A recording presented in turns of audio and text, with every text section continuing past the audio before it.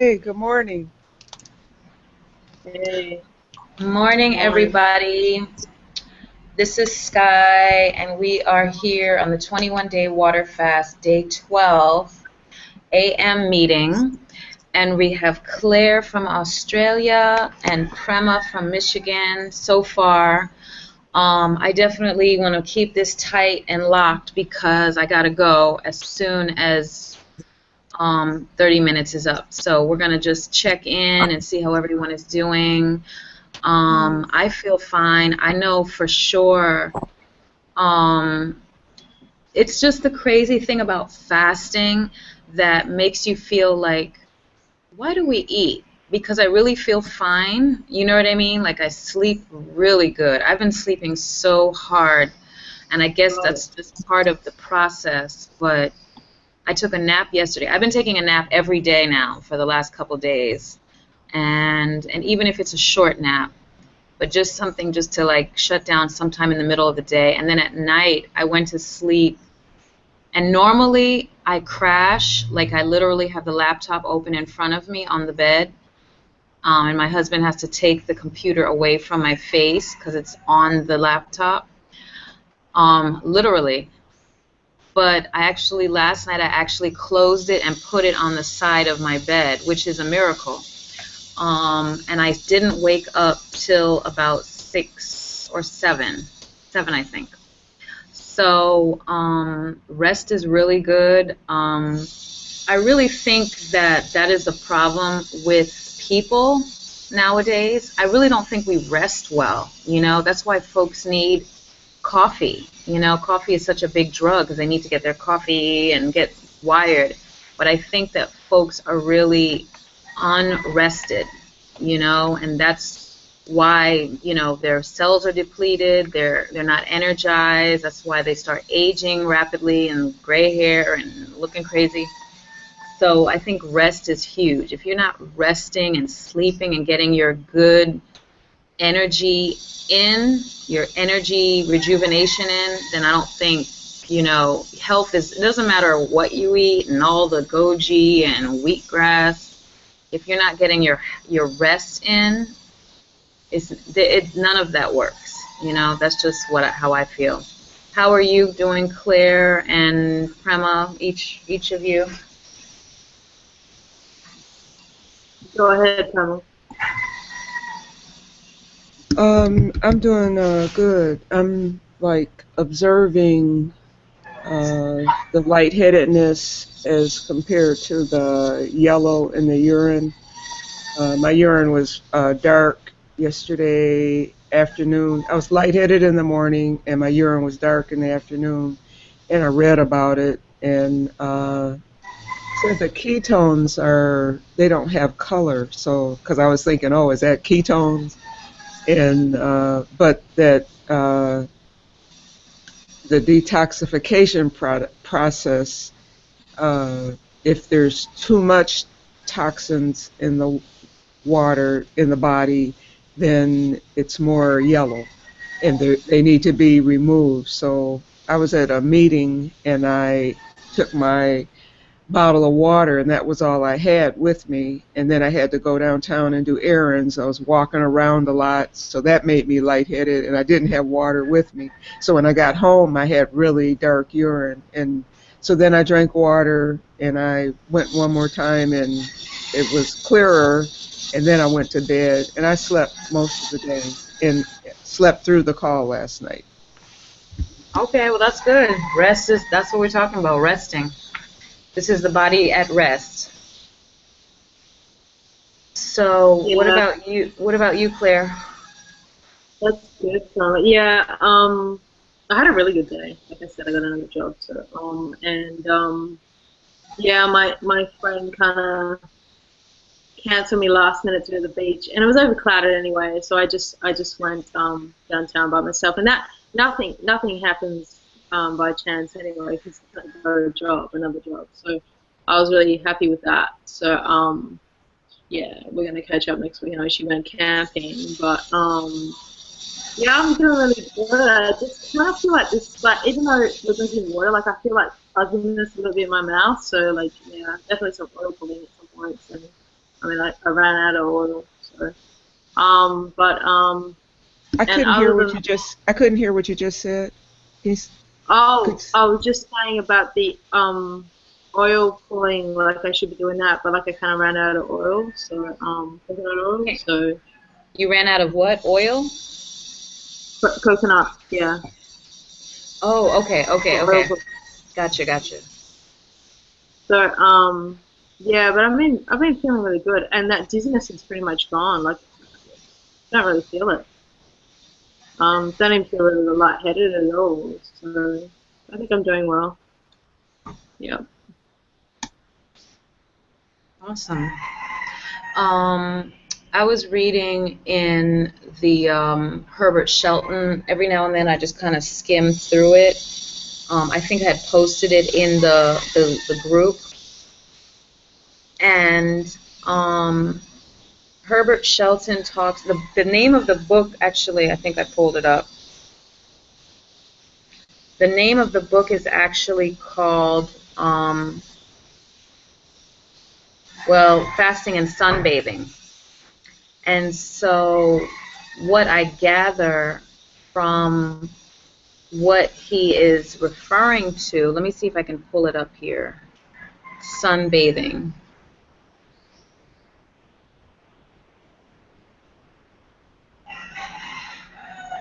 Let's see. Okay.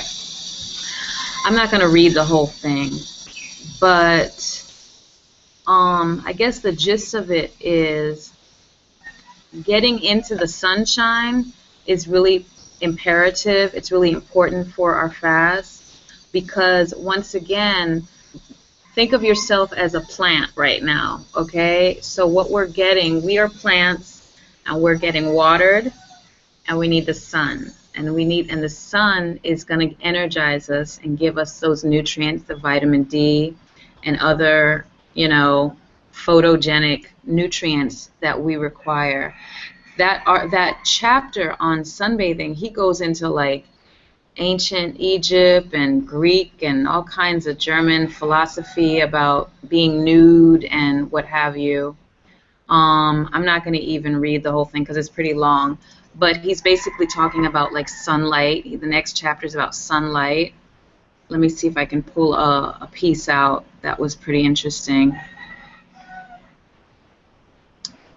Okay, I want to pull out something that relates to our health. Okay, here's a part. The invisible rays of the sun seem to be the most beneficial to our bodies. The infrared below the lower red end of the spectrum and the ultraviolet above its upper violet end are the rays to which the greatest importance is attached. As will be seen later, however, the complete solar spectrum with all its colors and shades so blended in proportion as to produce white light is needed for ideal growth and development. It is estimated that the amount of the ultraviolet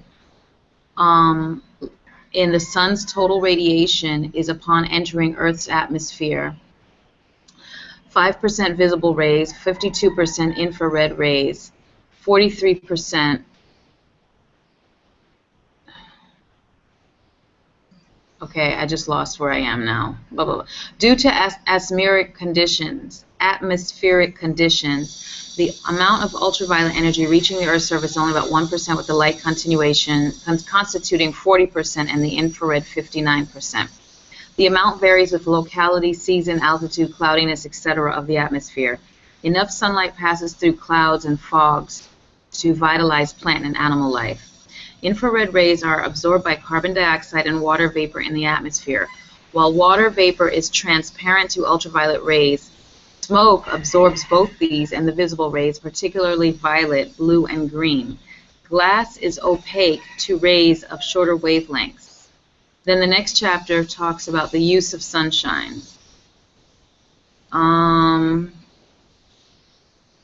Sunlight is vitally important to the nutritive processes of both plant and animal life. Perhaps we cannot call it a food, but we can at least call it an accessory nutritive factor. Its office would seem to be somewhat like, if not identical with that of the vitamins, Take away sunlight and all life upon earth would perish. In the tropics where the sunlight is most abundant, life exists in greatest profusion. In those portions of the earth where nights are longest and days are shortest, and where long winters prevail, excuse me, life is either absent altogether or consists of poorly developed forms. And so he just goes on about sunlight and how it's an essential nutrient for us. And you guys, if you can click on to that book about Herbert Shelton and read those parts about sunlight, that is what I was reflecting on today. So right after this call in the next few minutes, I am going to go walking in the sun. It goes into sunshine and mental efficiency, sunshine for the unborn. And it's so funny they talk about mental efficiency because when you think of like a mental ward, I think of a place that doesn't have windows. That's usually, it just always seems like, you know, like a locked-in place, you know. Sunshine and sickness, he goes on and on. It's a really good reading. So check out that section in the book because it's really good for, you know, especially Prema, you're up there where it's super cold. I see you're all bundled up. You have your heat on pretty low, huh? Yeah, and I haven't showered yet, so I'm just in my nightgown. So, you know, getting out into the sun is really imperative, even if it's cold outside. I mean, you're still getting the rays. Where you are, Claire, that's summer for you, right? Isn't it summer right now? Yeah, it is. Yeah. So, you know, I'm sure do you go outside at least every day, once a day? Yeah, pretty much, unless I'm like doing things online. But yeah, most of the time I go out anyway, even if I'm working online. So yeah. Great. Anything else you guys would like to share? Well, there are a lot of days here where the sun is blocked, and the way my computer station is set up, when we do have, we can see the sun, it comes through my window, and I just sit here and wait until it moves, you know, out of range where it's not hitting me. And then because I was concerned about that, I read about polar bears and bears that hibernate. And so I'm thinking of myself as a bear in hibernation. Yeah, during this time, right? Seriously. Yeah. So does your mom live with you? No, she doesn't. Is she far? She's maybe a 15-minute ride by freeway. Okay. So, because I know you said you had gone up there. You seem like, I remember you said you've been in Hawaii for so many years. Yeah, my blood is thinned. Yeah, because I know your mom never, you said you moved back home to be with her and help take care of her, but you never thought of bringing her down to Hawaii? She doesn't want to go. She visited Really? me one time. You know, it's expensive to fly there, so she visited me once or maybe twice in the whole 20-plus years I lived there. She liked it, but she didn't want to move there. And I guess she must be of sound mind at this point. Yeah. And she's got enough stuff to keep her busy, so I'm glad about that. Yeah, because my grandmother was actually living in the Virgin Islands, and there was no family or anyone around to take care of her because she started losing her faculties. And we had to take her up to the States. She was with me for a little while, but she was, you know, dementia was getting worse. And we had to take her to the States, and she did not want to go. But in terms of getting the care and the support, you know, that was the only choice we had, and it was really unfortunate because, you know, she doesn't like the States, she doesn't like the cold weather, you know, and, you know, it's kind of like, you know, when someone is elderly, they kind of already have their own mind, and it's hard to say, well, you got to go, but like if your mom is sound mind and she kind of can speak up for her own, then that's different. But my grandmother wasn't able to, because her conversations would loop into like some other kind of thing, and it wasn't healthy. So we had to move her to the States. But in my mind, I'm like, darn, I would have loved my grandmother to stay in her house back home, because that weather is really brutal, and it's more brutal on the elderly. You know what I'm saying? So, I mean, gosh, if I'm cold, they must be freezing. Ice. So. Yeah, if she ever gets in that state and I can get hold of her money, we're leaving. Seriously. And how do you feel about being up there? Are you the only child up there with her? No, I have 2 sisters and all my aunties and cousins, and all my aunties are getting older. That's why I haven't left, and I don't know when will be the right time to leave, but you plan on leaving?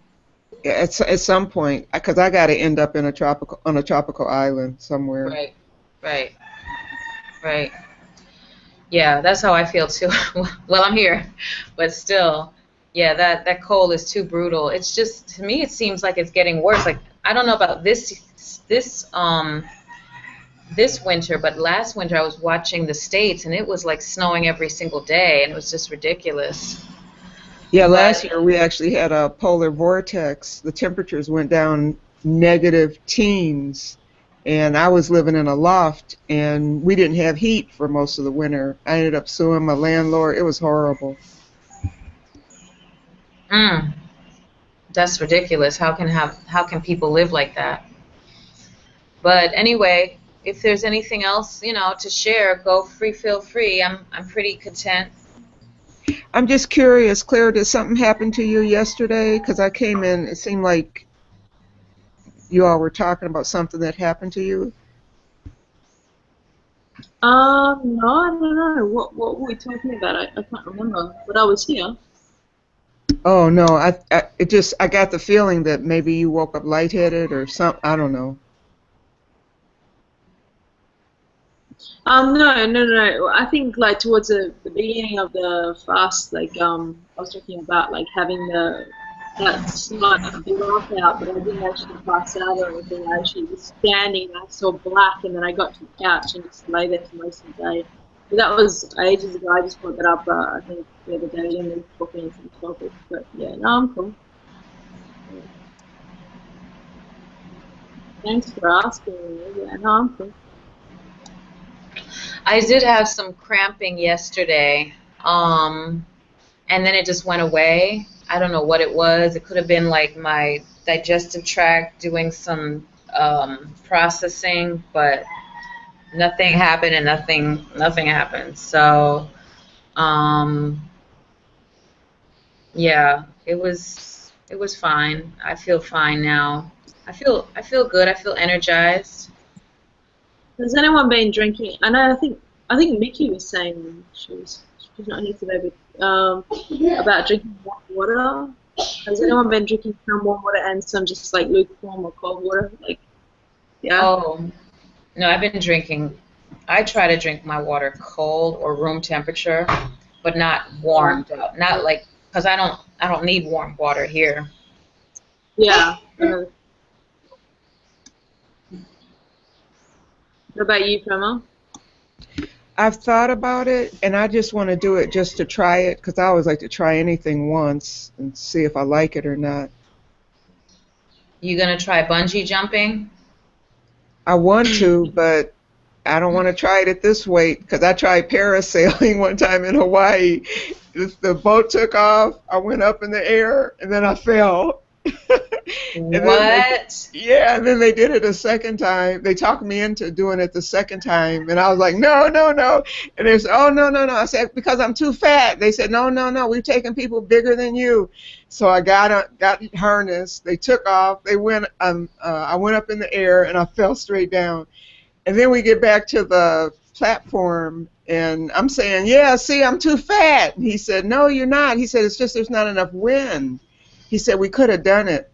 So then when we got in the boat that take the little dinghy that takes us back to the main boat, they were saying, could you sign the release?